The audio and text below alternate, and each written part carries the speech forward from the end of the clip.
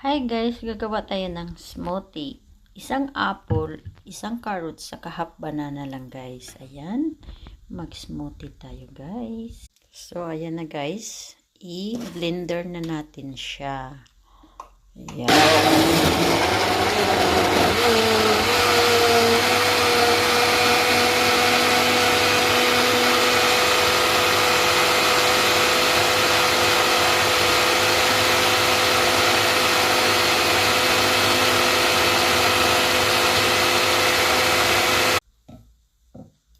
So, ayan na guys.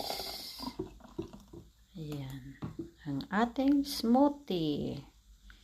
May carrots, pampaganda sa mata.